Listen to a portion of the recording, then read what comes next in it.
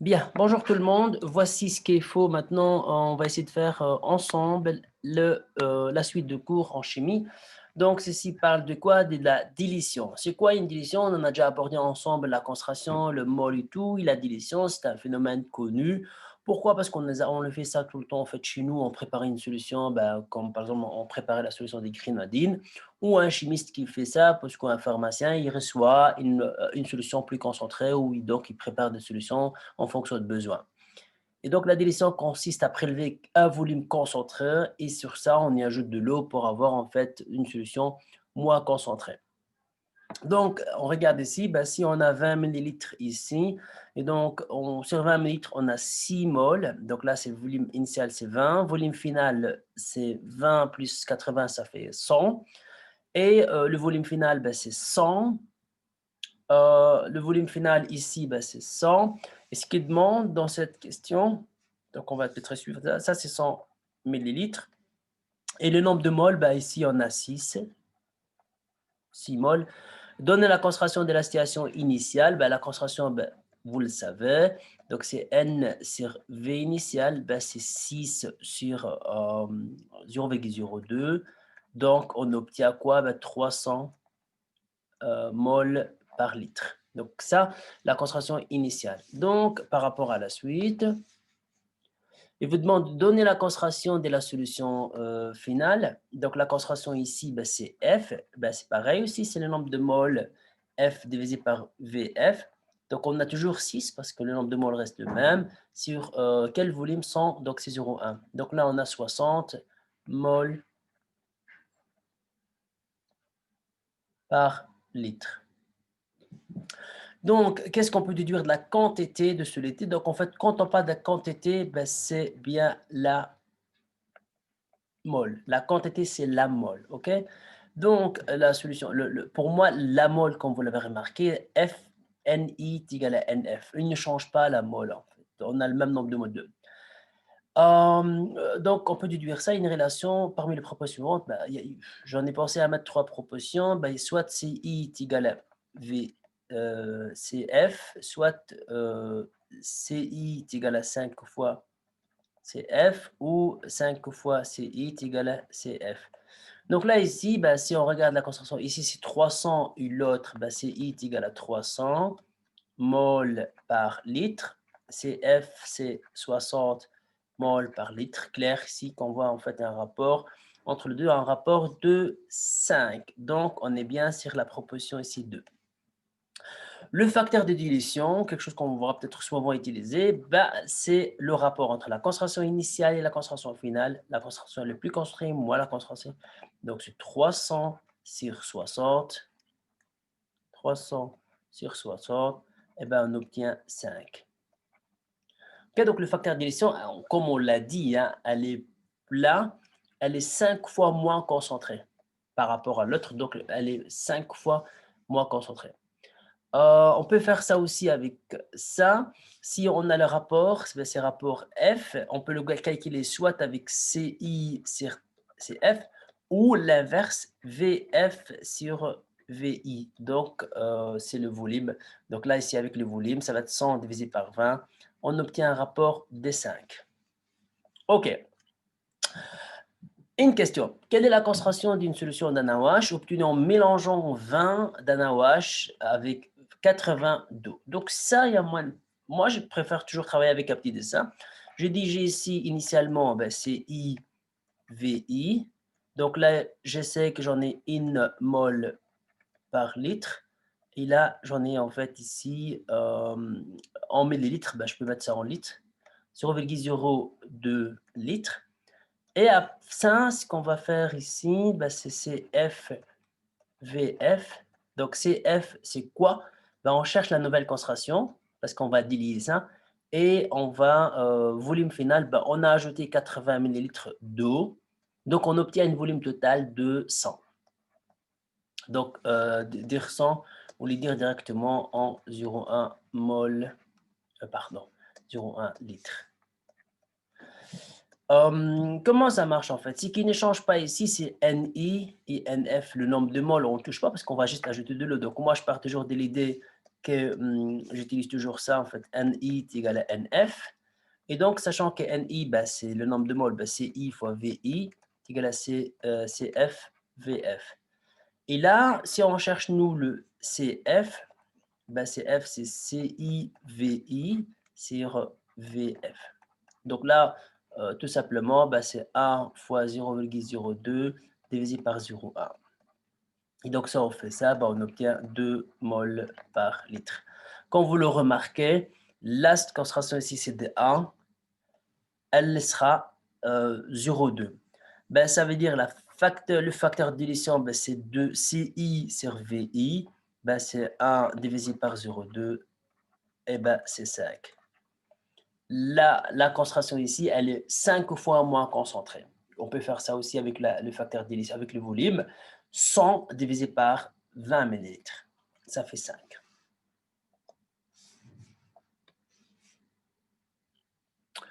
Détermine ici le volume de ça. Donc, on a ici une seule. Là, pareil, donc on a une initialisation initiale, on peut dessiner ou pas. Donc, on a ici CI, VI. Donc, on ne sait pas le volume. Par contre, on connaît la concentration, c'est 0,02. Donc, 0,02. Et donc, ce qu'on cherche, on prépare une solution ben, moins concentrée, comme il l'indique ici. CF, ben, c'est 5 fois 10 exposant au moins 3. Bien, on arrive à un volume final qui est égal à 0,1 litre. Bien, bien. Pareil, on fait une division, du coup, le nombre de moles ne change pas, donc c'est IVI est égal à CFVF. Et bien, si vous cherchez CFVF, ben, tout simplement, ben, c'est IVI est égal à CF. Là, tantôt, il demande la nouvelle concentration, maintenant, il demande le volume qu'on devrait en fait prélever pour préparer ça. Donc, tout simplement, ben, 5 10 moins 3 fois 0,1 divisé par 0,02. Donc, on fait vite fait les calculs. Ici, ben, 5 10 moins 3. Tac. Vous avez trouvé? Donc, c'est 5 fois 0,1 divisé par 0,02. Vous allez avoir 25. Et donc, 25 ici. Donc, pour moi, ben, c'est... voilà, c'est ça. 25 millilitres. OK? Donc, on peut 25 millilitres. Ça veut dire quoi au plat de 250? Je me trompe peut-être. Tac, tac, tac, je vérifie. Donc, c'est 5 fois 0,1. Ouais, c'est ça. 5 fois 0,1 divisé par 0,02, 25. Ouais. Donc, c'est 25 millilitres. Ça veut dire quoi? Vous prenez 25 millilitres. Et dans 25 millilitres, on doit ajouter de l'eau jusqu'à arriver à 100. Donc là, le volume initial, vous avez une bouteille ici, bouteille bien sûr, elle est plus concentrée. On va récupérer ici 25 millilitres. Et si 25 millilitres, on veut y ajouter en fait de l'eau, on y ajoute de l'eau. Donc on ajoute 75 millilitres pour atteindre en fait 100 millilitres. Okay? Ça, c'est 100 millilitres. Voilà ces genres d'exercices. Donc une dilution, donc généralement, vous serez confronté à ces genres de questions par rapport à ça. OK.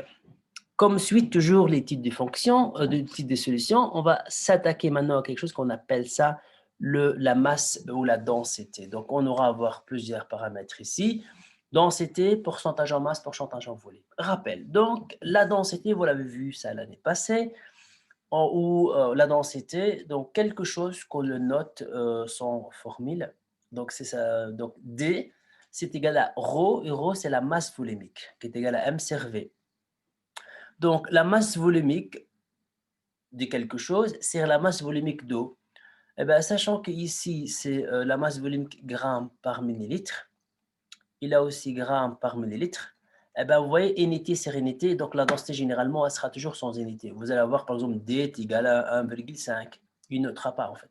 Par contre, la masse volumique, si on vous note trop, vous allez avoir, par exemple, 2 ou 0,2 grammes par millilitre. Vous voyez? Donc, soit grammes par millilitre, ou grammes par centimètre cube, ou grammes par litre. Il n'y a pas de M ici, c'est une faute. La masse volumique, donc, vous ne soyez pas très perturbé si on vous donne la densité parce que c'est aussi m Cervé, d'accord? La densité, c'est m Cervé. Bien, on a ρ qui est égal à m Cervé.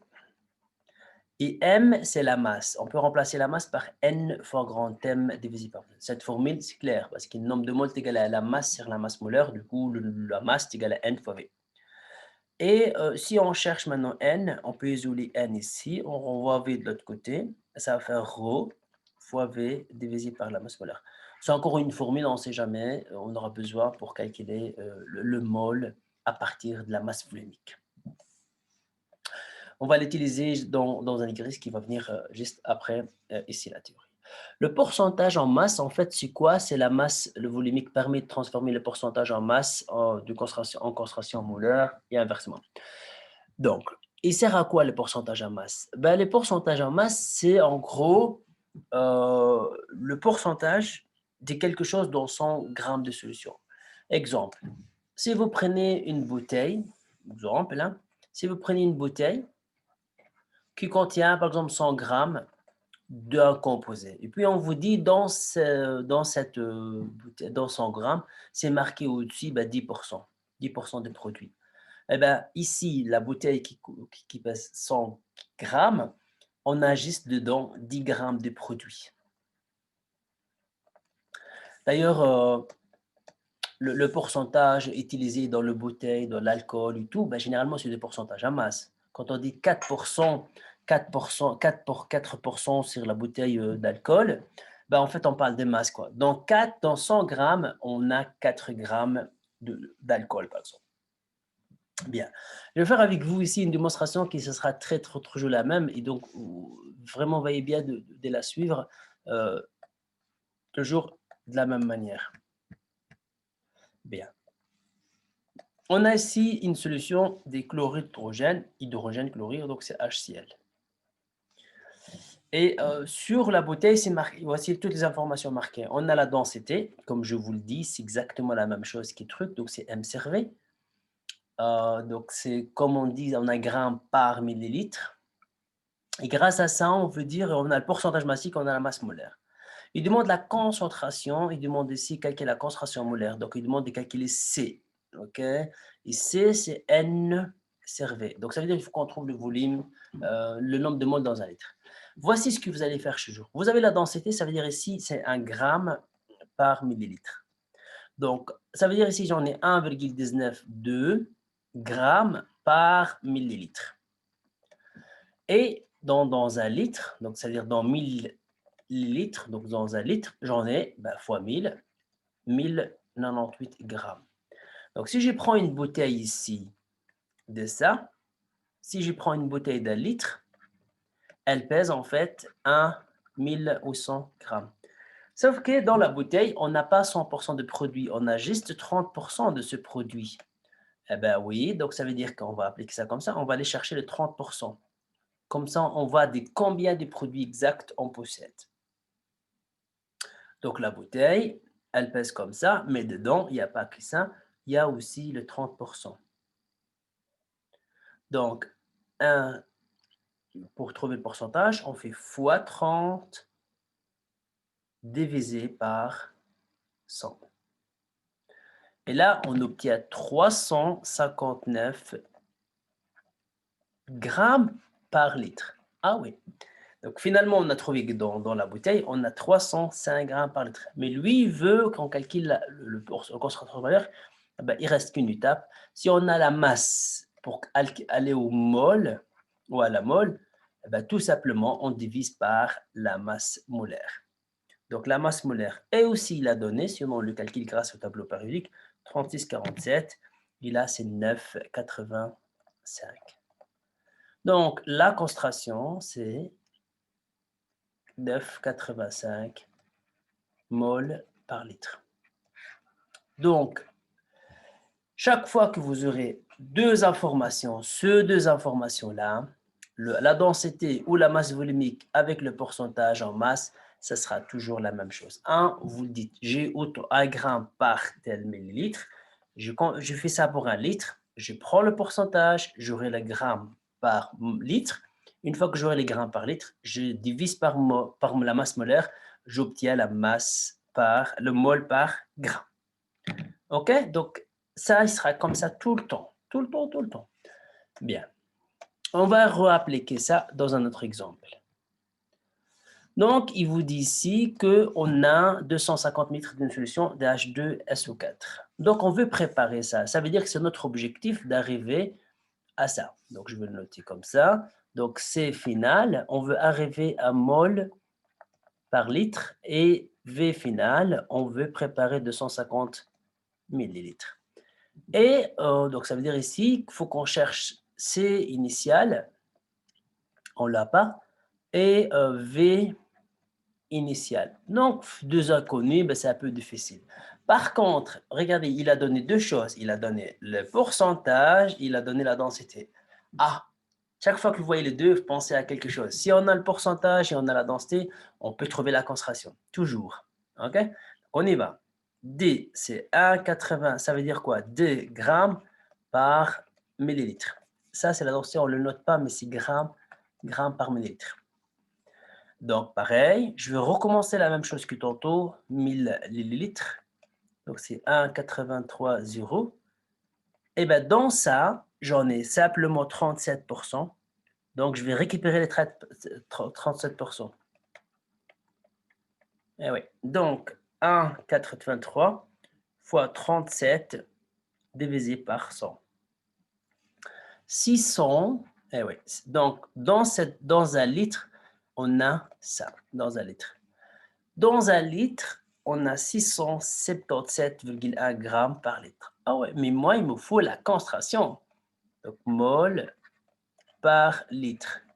De qui? Ben, de ce composé-là. On peut trouver son grand thème.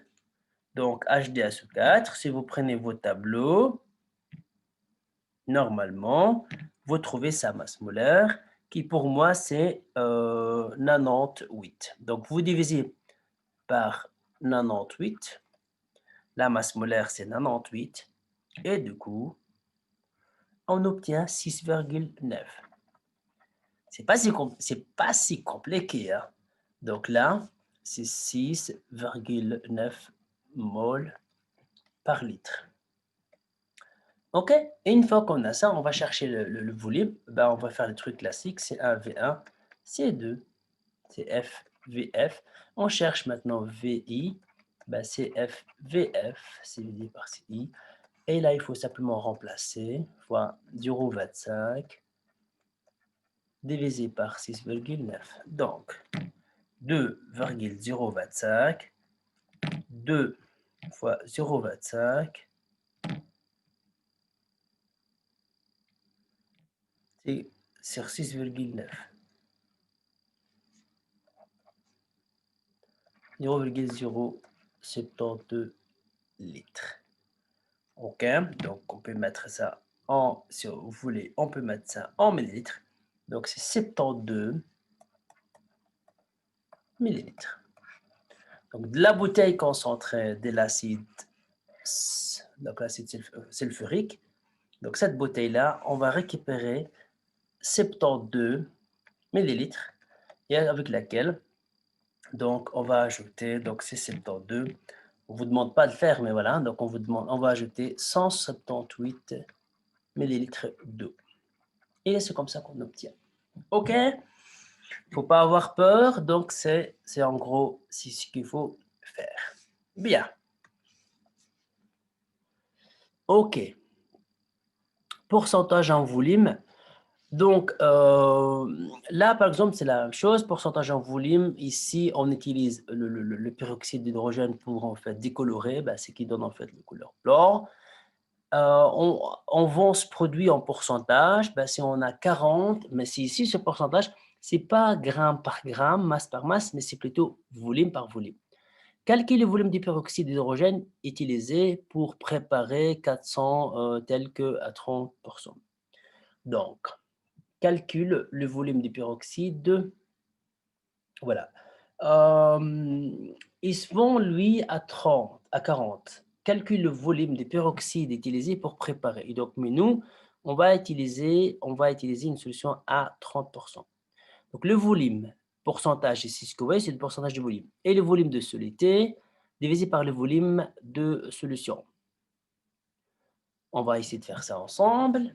Donc, c'est un pourcentage, c'est pas comme tantôt. Ici, c'est plutôt par volume. Bien. Si on a 40%, il se vend sous forme de ça. Donc là, ici, on a quelque chose, la concentration, elle est plus concentrée. Donc, on a ici à 40% et on veut utiliser à 30%. OK? Donc, on ne va pas utiliser concentré, donc on va quand même le réduire un peu, on va retravailler ça. Il se vend sous forme d'une solution à 40%. Calcule le volume du peroxyde d'hydrogène utilisé pour préparer 400 ml tel que d'une telle solution à 30. Donc là, ici, on veut préparer 400 ml de ça à 30. Le volume, ça veut dire ici, si on veut utiliser les 30% à la fin, ça veut dire quoi? 30%, ben, c'est le volume de soluté, donc le volume de H2O2 divisé par le volume d'eau. Donc, on a 30%. OK? Donc, en millilitres toujours. Et donc, ça veut dire quoi? Ben, ça veut dire qu'il y a 30% de rapport. Et nous, initialement, on a 40%. Donc, si on veut avoir 40%, ben, c'est pareil, c'est le volume H2O2 divisé par le volume d'eau.